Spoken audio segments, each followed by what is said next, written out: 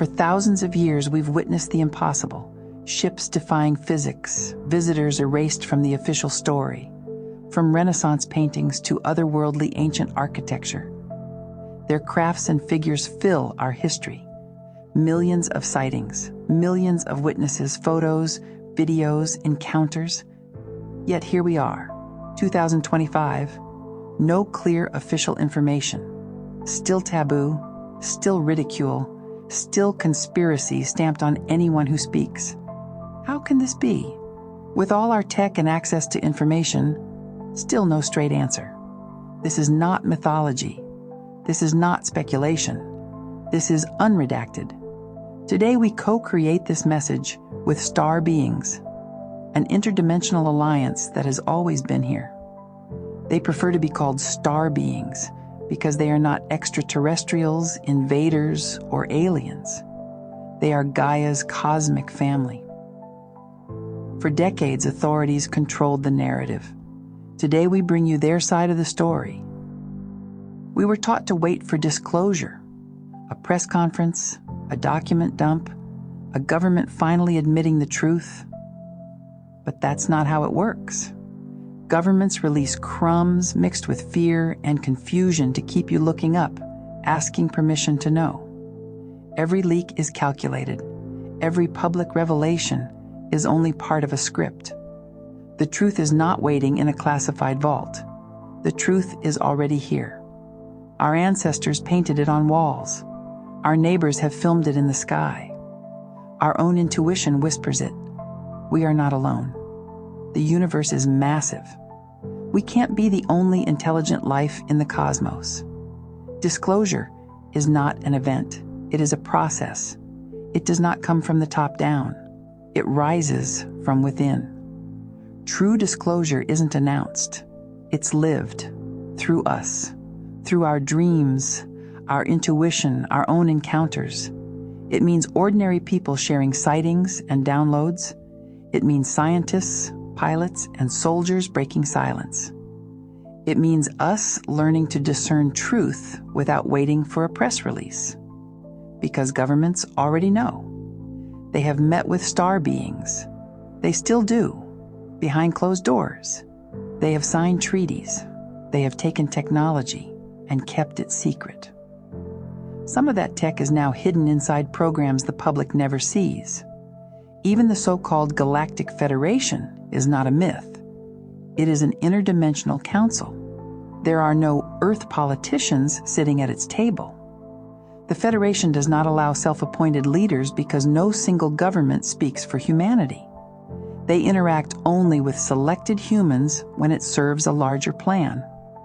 Technical assistance, environmental protection, or message relays. Never as public representatives and never as our leaders.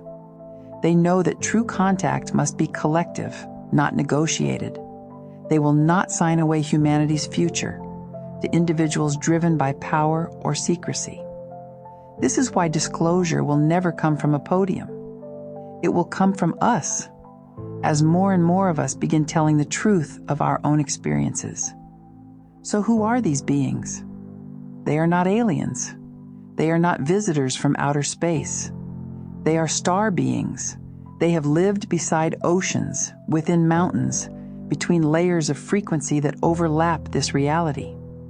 Long before we wrote the first symbols, long before governments or nations existed, these beings walked and taught here. We called them gods in myths, angels in scriptures, sky people in stories. Different names, same presence. They are not preparing an invasion. They cannot invade what is already their home. The alien threat story is a weapon, crafted to keep us fearful and obedient, so we never reach for real contact. Star beings are not here to rule us. They are co-inhabitants, stewards of a planet we both share. The invasion narrative collapses the moment we realize they never left. They're not out there. They're already here, and have been, long before our governments drew maps or borders. So why don't we see them? Because we were conditioned not to. Generations of programming through religion, education, media, Even light and sound frequencies trained our nervous system to reject what doesn't fit the official version of reality. They're not hiding. They're operating on bandwidths just outside our tuned frequency. That's why some see them and others don't. Think of it like a radio. You're tuned to 98.6 FM, but they're broadcasting on 105.2. Same space, different channel. It's not belief, it's resonance. When your frequency shifts through trauma, meditation, near death, or awakening, the veil can flicker. That's when they appear. Where are they now? In ships cloaked by tech or vibration, beneath oceans and lakes, inside mountains and volcanoes, within the earth, in ancient sanctuaries built long before human history was written.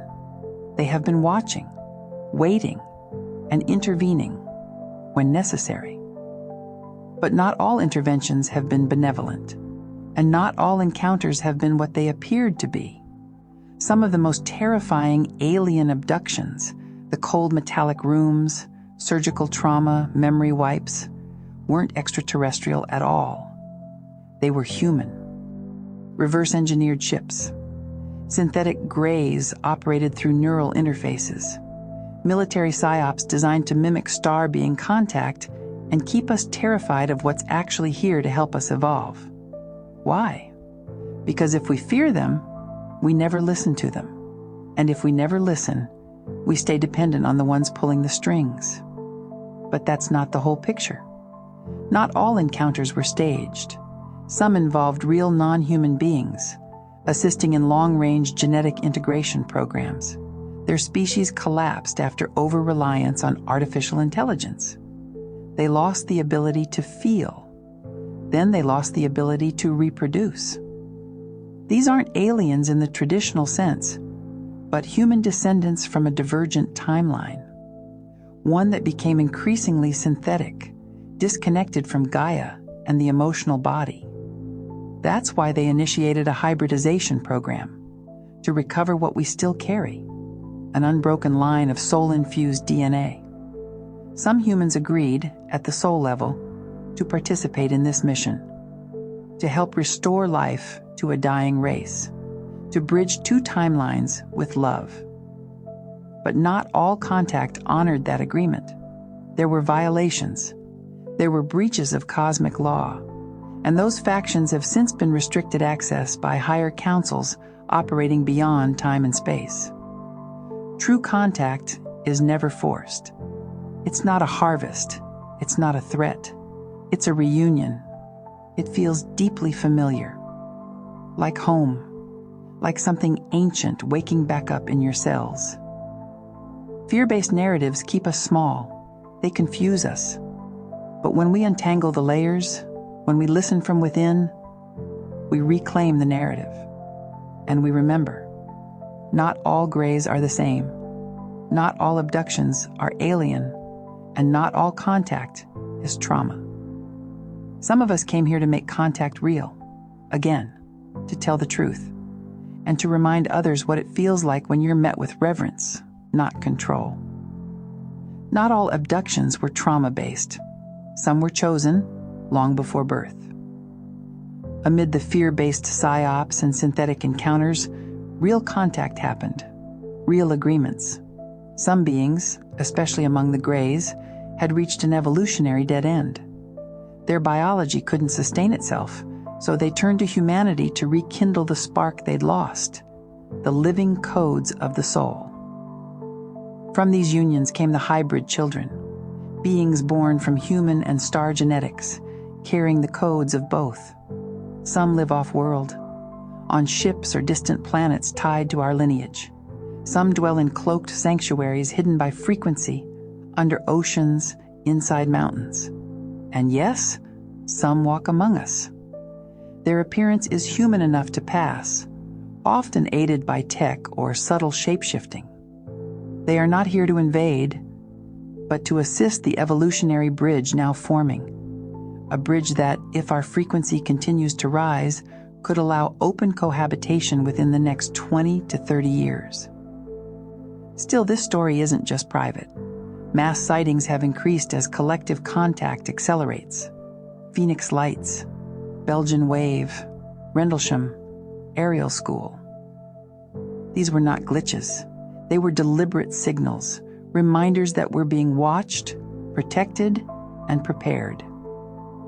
So why hasn't open contact happened? Because the next step isn't landing on the White House lawn. It's landing in our memory.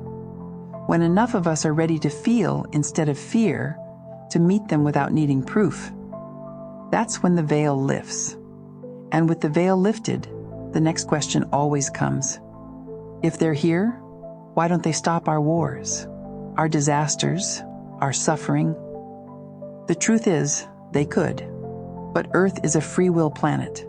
This is a learning realm. Evolution cannot be forced, only chosen.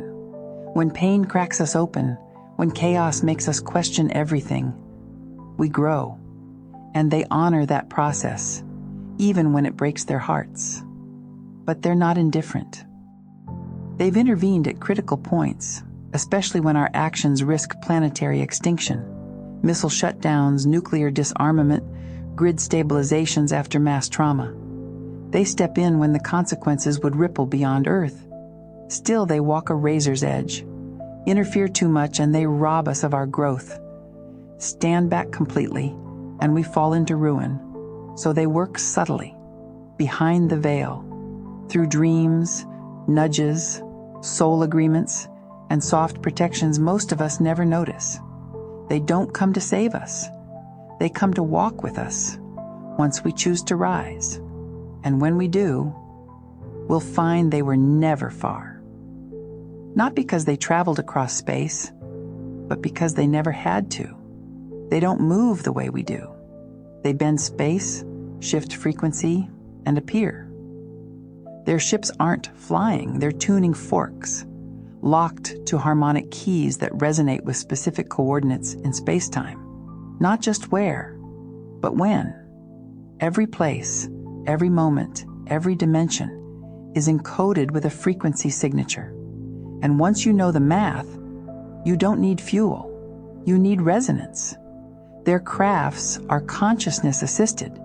The pilots don't press buttons. They become the key. The craft is a mirror. It responds to the mind of the one who enters. That's why most humans can't just hop aboard. Your nervous system would short-circuit from the sheer bandwidth of information. Because you're not stepping into a ship, you're stepping into a field. A living, intelligent geometry coded to the golden ratio and built around zero-point implosion tech.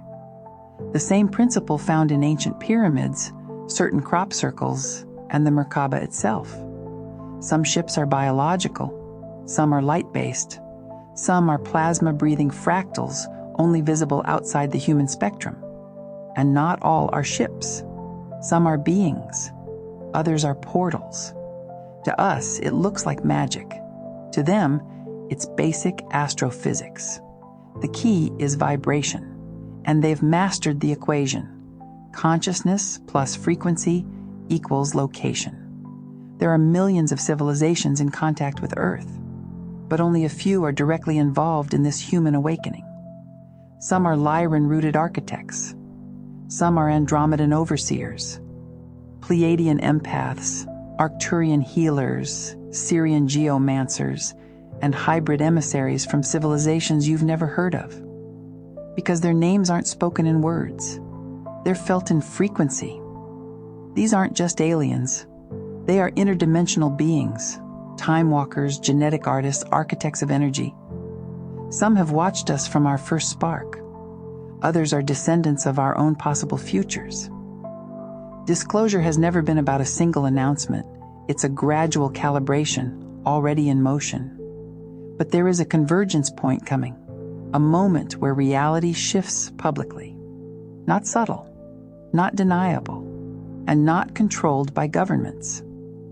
Estimated window, public acknowledgement phase begins around 2026. By 2030 to 2035, humanity's frequency will be stable enough for open contact. During this period, we'll witness Ships appearing over multiple cities. Public, telepathic messages received collectively. Interdimensional beings interacting openly. Cloaked individuals becoming undeniably visible. Not invasion, not chaos, but a resonant emergence. Those attuned will serve as stabilizers, the calm in the awe. Because while we tremble at the unknown, they don't see us as primitive. They see us as raw potential, the ones who remember last but feel deepest. The timeline is locked. Now it's up to us. Are we going to keep pretending we're alone, or are we ready to meet our creators? If this message sparked something within you, follow the thread. Like, subscribe, and share your experience in the comments. Your voice creates ripples. Your story matters. Let others know they're not imagining things. They're awakening.